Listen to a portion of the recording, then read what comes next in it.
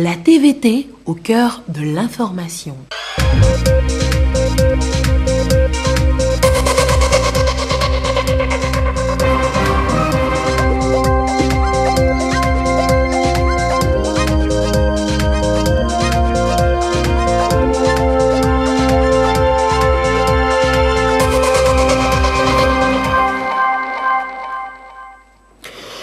Bonsoir, il est 20h. L'actualité ce dimanche, Dankben accueille de nouveau des réfugiés ghanéens.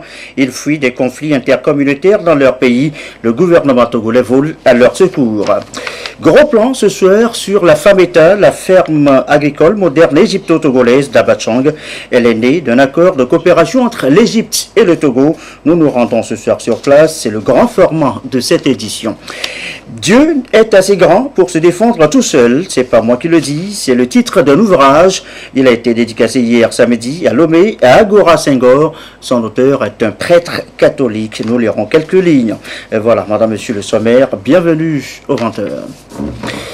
Direction donc Dankben, l'attraction sur place, eh bien ce sont des réfugiés ghanéens à nouveau sur le territoire togolais. Ils ont fui des affrontements intercommunautaires dans leur pays. Aussitôt alerté, le gouvernement togolais a volé à leur secours. Des vivres et non-vivres ont été acheminés sur place. Nestor Bouchou. Le torchon brûle encore entre Konkamba et Tchokossi du Ghana. Ces deux communautés sont en conflit depuis quelques mois. Les choses s'étaient dégénérées une première fois en juin dernier, entraînant le déplacement des centaines de femmes et d'enfants surtout vers les villages de la préfecture de Dankben. Deux nouveaux affrontements se sont produits il y a quelques jours, ce qui a engendré encore des réfugiés dans les localités qui les avaient accueillis lors du premier conflit. Devant cette situation, le gouvernement togolais a demandé à l'Agence nationale de la protection civile de voler à nouveau au secours des réfugiés. Depuis la nuit de lundi à mardi, le gouvernement a été alerté d'un afflux de population du Ghana vers ces villages frontaliers. Nous sommes ici sur le site de Bangbande et nous avons dénombré 6 sites au total qui accueillent les réfugiés. Les dispositions prises par le gouvernement, d'abord, c'était de sécuriser tous ceux qui viennent du Ghana vers le Togo. Donc il y a eu les forces de défense et de sécurité que le gouvernement a déployées tout au long de la frontière pour pouvoir sécuriser tous ceux qui traversent la frontière. Le gouvernement nous a dépêchés avec tout ce que vous voyez ici, des kits de vivres et non-vivres pour subvenir aux besoins de la population. Nous avons été saisis aussi par le préfet de Loti Sud et le préfet de Loti, comme quoi il y a aussi des déplacés dans leur zone. Nous allons nous déporter vers Mango pour voir qu'est-ce qui se passe de l'autre côté et quelles sont les dispositions à prendre. Près de 2100 réfugiés ont été recensés. Ces déplacés trouvent les populations de Dankben très hospitalières. All for here, I thank them very much what they have done. Otherwise, je remercie la population de cette localité pour ce qu'elles ont fait pour nous. Ici, nous sommes comme chez nous. Nous sommes des frères et sœurs. Nous nous sommes mariés entre nous. Ils ont leur famille chez nous. Et nous aussi, nous avons des familles ici. Donc, quand nous sommes arrivés, nous n'avons pas rencontré de problème. Ils nous ont bien accueillis. Si ce n'était pas le cas, nous ne serions pas restés. Et puis, par rapport à l'aide que le gouvernement togolais nous a apportée, nous sommes très heureux et nous le remercions sincèrement. I can't even say anything. I thank them very much. Thank them very much. La situation est pénible. Elle interpelle la conscience de tout un chacun pour éviter la haine et la violence, a déclaré le préfet de Dankben. Le chef d'escadron Alaouniam Nyako a demandé aux réfugiés de privilégier la voie du dialogue pour régler les malentendus afin que pareille situation n'arrive plus. Parmi les réfugiés, on dénombre des blessés, dont 4 cas graves. Ces cas ont été évacués au CHU et au CHF de Kara. Malgré les soins, 2 n'ont pas survécu. Un reportage de Nestor Mozou. Elle est née, je vous le disais tout à l'heure, dans les titres d'un accord de coopération égypto-togolaise, la ferme agricole moderne égypto-togolaise d'Abachang. Avec elle, eh bien, c'est l'agriculture togolaise qui reçoit un sacré coup de pouce. Ce soir, dans cette édition, nous nous intéressons de nouveau à la Fameta. Qu'est-ce qui est fait là, concrètement? C'est le grand format de cette édition. Il est signé Adolphe Paca.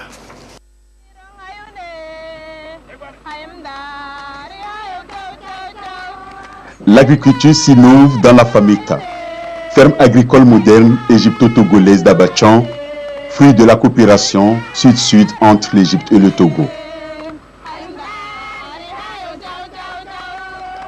C'est la suite des visites d'amitié que le chef de l'État du Togo a rendues à son frère et ami d'Égypte que se sont construites de véritables relations de coopération pour le développement des deux États basées sur un partenariat des institutions et structures.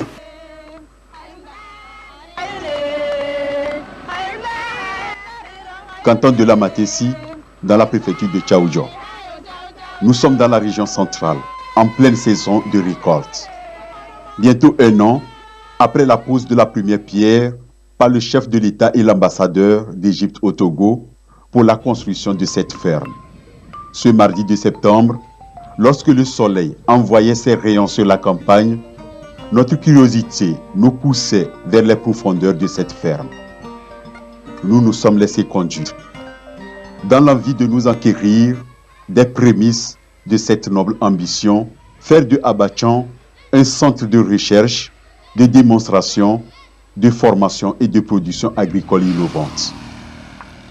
Pour y arriver, il faut parcourir une dizaine de kilomètres en piste rurale à partir de la nationale numéro 1, niveau Lamadessi. Et voici le domaine, modestement construit. Mais c'est un travail impressionnant qui s'abat ici par les experts égyptiens et togolais chaque jour depuis son lancement.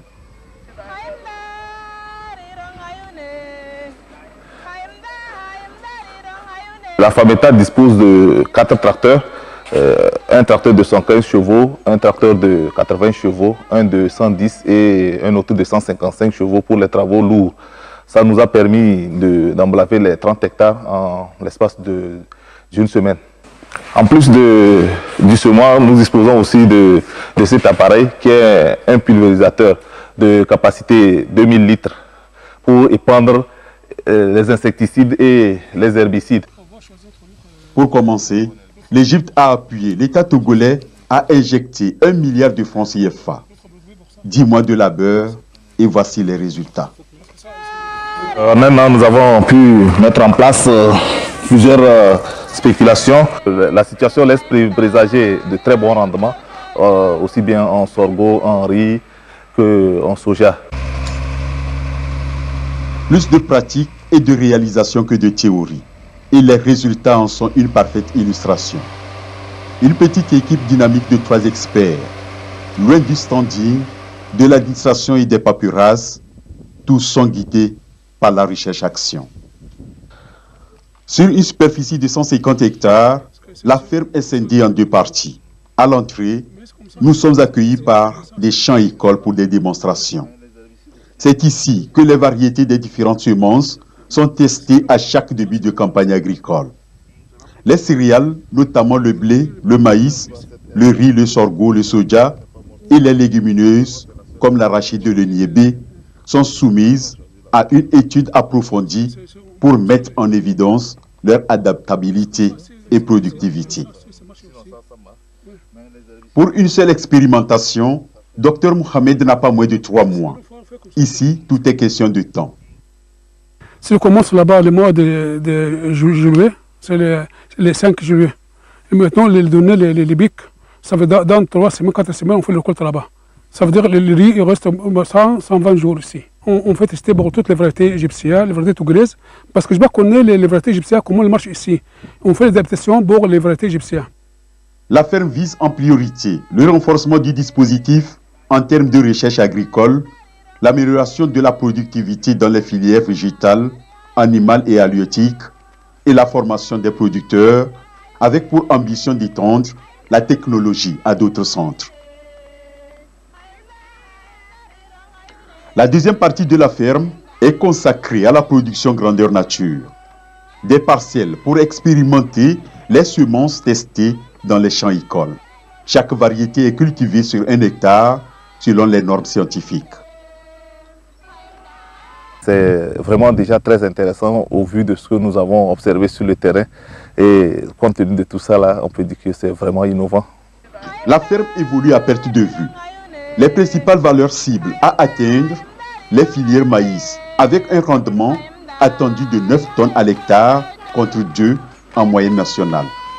8 tonnes à l'hectare pour le riz, contre 5 actuellement, avec les variétés nationales, et une production laitière de 10 à 15 litres contre 5. Avec l'expérience de Fameta, le Togo a fait pousser du blé pour la première fois sur son sol. La première récolte a enregistré 5,5 tonnes pour 1 hectare de production. On fait les blés ici. Mais je sais ici, il n'y a pas beaucoup de rivières ici, il n'y a pas de l'eau. Je connais le système agriculture ici avec les bleus. J'ai choisi, comme je dis, 3 dates. Nous faisons des essais pour voir le comportement du blé par rapport au pluie, donc une production pluviale de blé.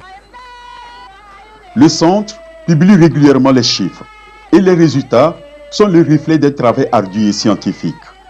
Avec un matériel roulant et l'équipement de dernière génération, le cap est mis sur la maîtrise de l'eau et la mécanisation. À Fameta, l'Égypte et le Togo sont à l'œuvre et l'agriculture s'innove. Au-delà du principal objectif du centre, qu'est l'expérimentation pour booster la production agricole au Togo, c'est aussi l'emploi qui est créé. Déjà, une dizaine d'emplois permanents et tant d'autres temporaires. Chaque jour, on nous paye 1200, 1200. Ça m'aide vraiment à bien soutenir mon foyer. Et quand la communauté se sent à l'aise, il n'y a pas plus heureux que le chef du village d'Abachan. Fameta, tout ce qu'il faut pour une ferme agricole, un modèle de coopération bilatérale sud-sud réussi ou un partage de vision pour l'Afrique dans un partenariat gagnant-gagnant. En tout cas, l'outil est intégrateur et suscite l'impression d'y revenir.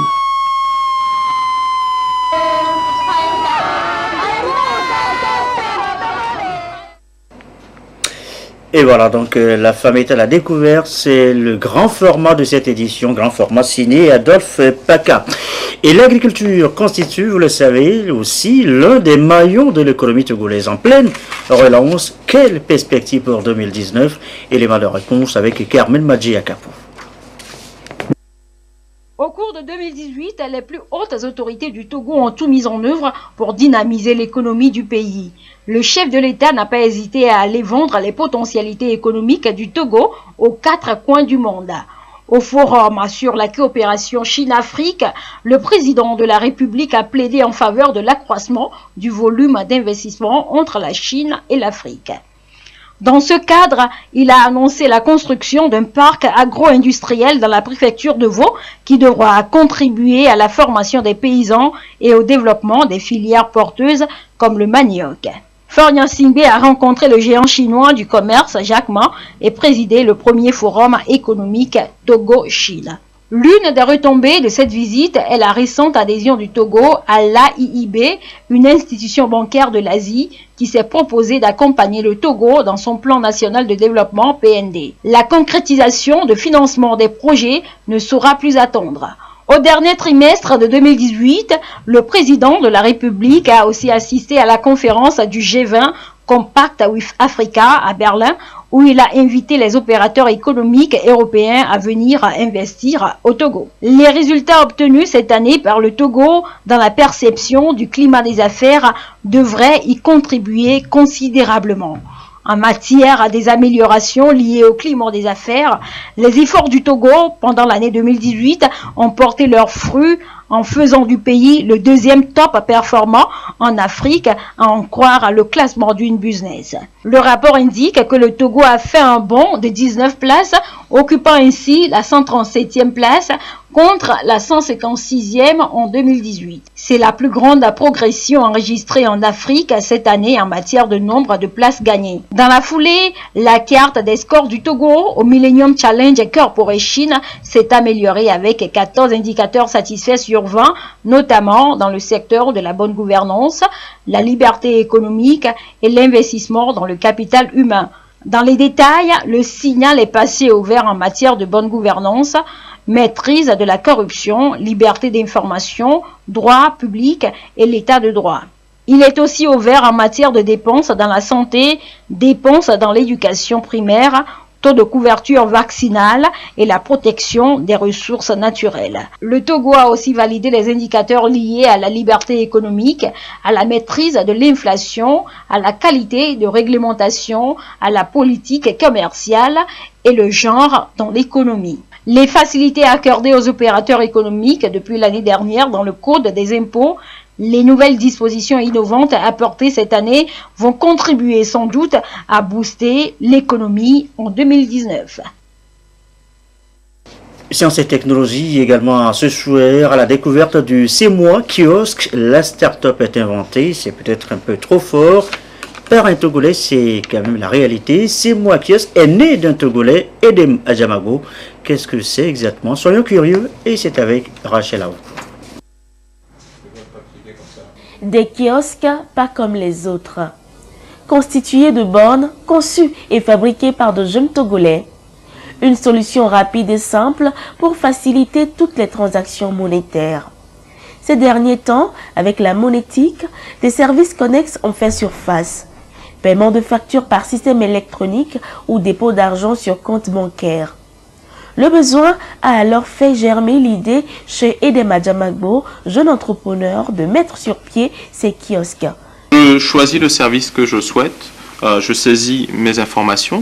Dans le cas d'un dépôt, Timoni, mon numéro de téléphone Togocel, ou dans le cas d'un achat Cash Power, je saisis mon numéro de compteur. Et ensuite, je vais pouvoir choisir le montant que je veux payer. Donc, je choisis 5 000 francs CFA par exemple. Je valide. Et je vais pouvoir insérer les billets directement dans la borne. Une fois que le processus a été validé, la borne va me fournir un ticket que je vais pouvoir présenter comme justificatif de mon paiement. Nous avons mis en place un ticket de caisse, un justificatif avec le numéro de téléphone de la société, l'adresse de la société. Et en cas d'anomalie, vous avez de quoi justifier votre achat, chose qui n'est pas possible aujourd'hui dans la rue. On a travaillé avec un technicien aluminium qui nous fabrique toute la structure de la borne et qui nous livre les bornes prêtes à l'usage. Nous espérons pouvoir lever des fonds rapidement et mettre en place un atelier pour lui permettre d'avoir une meilleure productivité, pour créer de l'emploi et pour montrer que finalement, aujourd'hui, au Togo, nous sommes la seule entreprise installée au Togo qui produit des bornes dans toute la sous-région. Afrique de l'Ouest, Afrique centrale, il n'y a pas d'autre entreprise à part nous qui fabriquons des bornes de paiement. C'est une première au Togo, une technologie de pointe qui permet aux utilisateurs d'avoir accès aux services monétaires à tout moment, de jour comme de nuit et même au-delà des jours ouvrés. L'objectif, c'est de permettre à la population active qui n'a pas le temps de quitter le travail pour aller payer sa facture, de permettre de payer la facture le samedi ou le dimanche dans les points de vente équipés de ces moi kiosques, donc dans des digital corners. Aujourd'hui, nous sommes capables de proposer cette solution à l'université en déployant plusieurs bornes sur le campus et permettant aux étudiants directement de payer leurs frais universitaires au niveau du campus et ne pas avoir besoin de sortir de chez eux. Donc on est dans de l'innovation d'usage. On vient apporter quelque chose dans le quotidien des gens. C'est vraiment ce qui anime notre start-up. La fabrication limitée, 3 kiosques sont déjà livrés aux entreprises togolaises et 1 au Bénin. Le jeune Adjamagbo compte étendre ses services sur l'ensemble du territoire national et aux autres pays de la sous-région ouest-africaine. L'actualité, plan international, Togo a fait don de matériel biomédical à 3 USP de la préfecture d'Amou. USP, eh bien, ce sont des unités de soins périphériques, un don pour renforcer les unités en équipement de santé et c'est pour une meilleure prestation de services aux populations. Le compte rendu est de Sylvain Raboudou.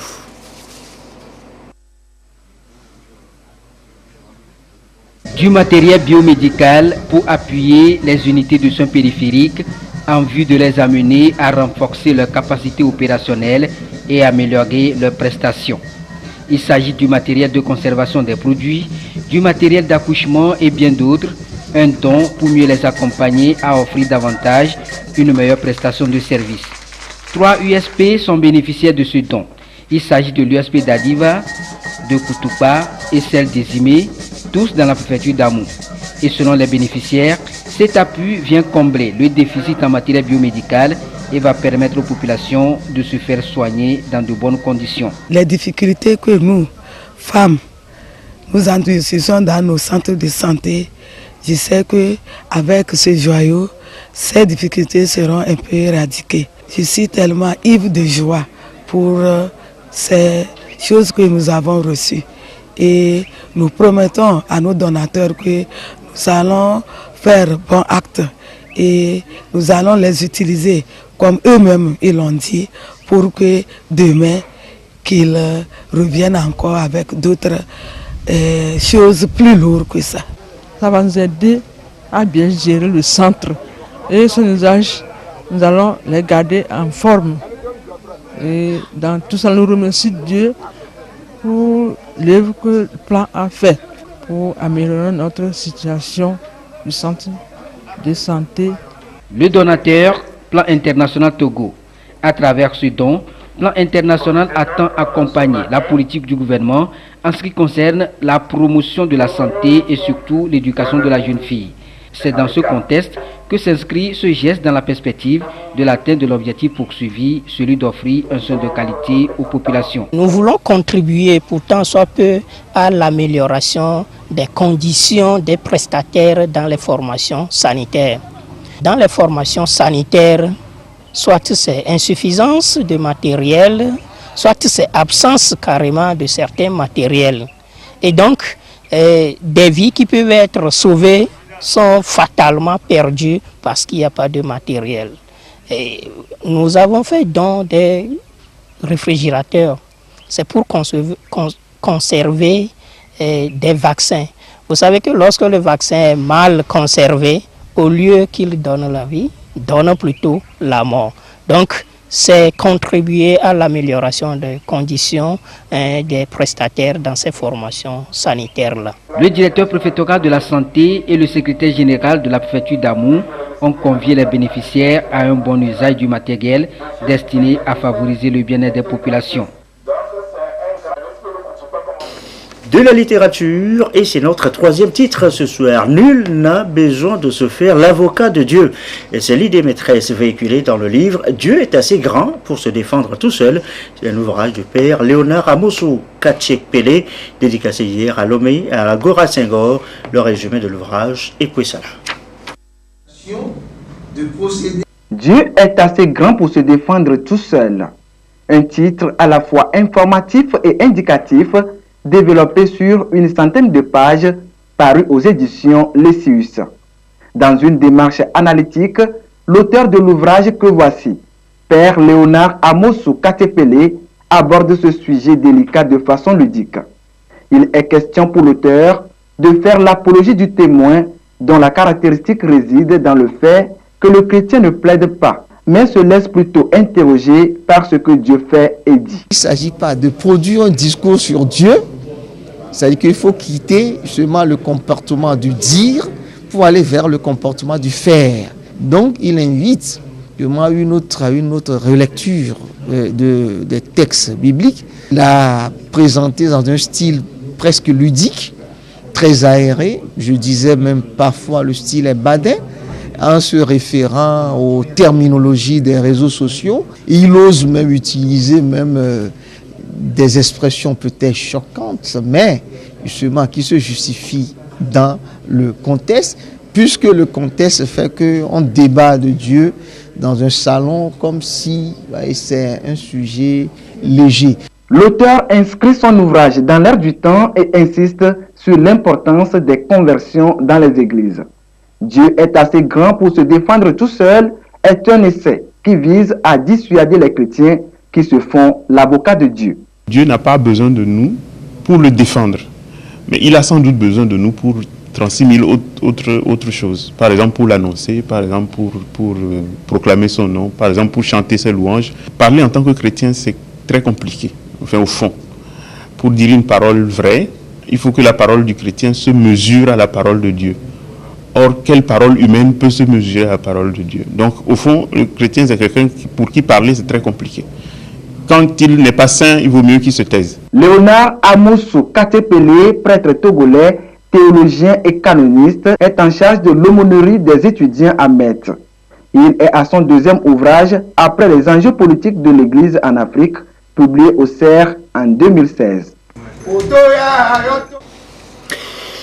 Aquester en concert, c'était hier à la Maison des Jeunes à Amadaromé. La sortie est inspirée par la finale du concours Talent-Tour pour lancer l'année 2019 en toute beauté et pour les jeunes. Le récit de Tabitha ici à Capo.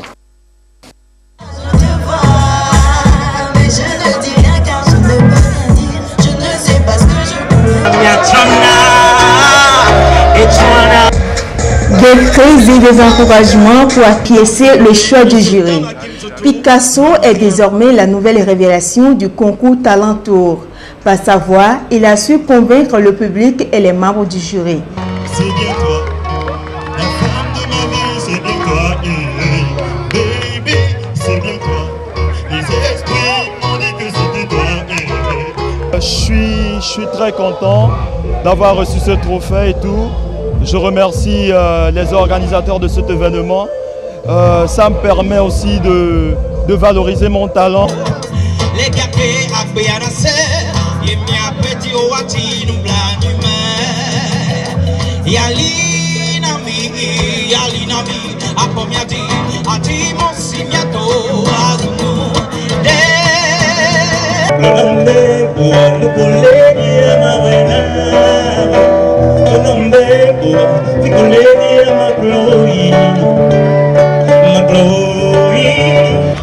Plusieurs critères ont déterminé le choix du Picasso. Ici, à la Maison des Jeunes d'Amadaromé, le public togolais a été appelé à soutenir les artistes. Nous avons pris en compte plusieurs critères. Il y a le chant, au niveau de la voix et tout. On a aussi misé quand même sur la particularité de l'artiste. Nous avons un trophée, le trophée qui dit que la personne est le meilleur et une enveloppe de 500 000 francs. 500 000 francs qui peut permettre à l'artiste quand même de rentrer en studio, ne serait-ce que de faire 1-2 chansons, de s'occuper un peu de la promotion. Pour le ministre en charge de la jeunesse, ces initiatives permettront de découvrir des talents cachés et favoriser surtout une bonne cohésion entre les jeunes eux-mêmes.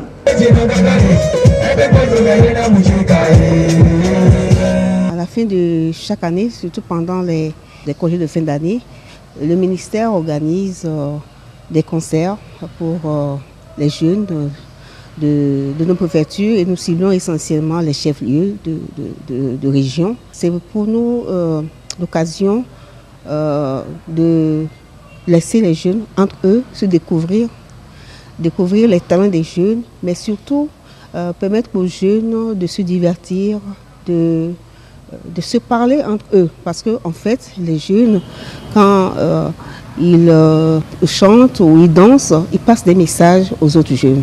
Et c'est des messages qui tournent autour des valeurs citoyennes. Et ce que nous recherchons à travers ces activités citoyennes, c'est que les jeunes se retrouvent entre eux, qu'ils se parlent entre eux.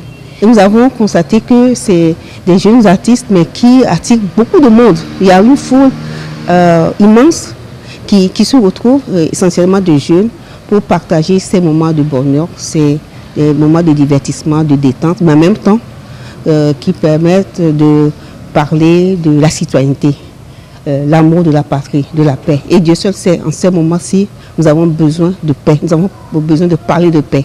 Et ce sont ces jeunes eux-mêmes qui parlent de paix. C'est des activités qui sont parrainées par le chef de l'État, qui offre ces concerts gratuitement aux jeunes. Et c'est aussi avec le concours de certaines grandes sociétés de la place, comme Togocom, T-Oil, OTR. Et c'est également un plaisir de constater que ce sont des jeunes artistes togolais qui acceptent aussi de participer à ces événements-là. Et ce sont des promoteurs d'événements qui sont des jeunes aussi, comme Mascom et Aquesta, qui organisent ces activités-là. Et donc c'est toujours un plaisir pour nous d'être là pour soutenir ces jeunes et dire que porter le message du gouvernement, porter le message du chef de l'État pour encourager ces jeunes et dire nous sommes très très fiers de ce qu'ils font, de tous ces talents. Ce concert a débuté depuis la semaine dernière à Dapaon. Le cortège a sillonné toutes les grandes villes du Togo pour souhaiter une bonne et heureuse année à tous les jeunes. Et voilà donc pour ce concert itinérant de fin d'année et de nouvel an pour la jeunesse à Amadaromé. Et ceci referme ce journal. Merci à vous qui nous suivez ce soir et précisément à Amadaromé, partout ailleurs et comme d'habitude, toujours fidèlement. Belle soirée, bonne fin de week-end.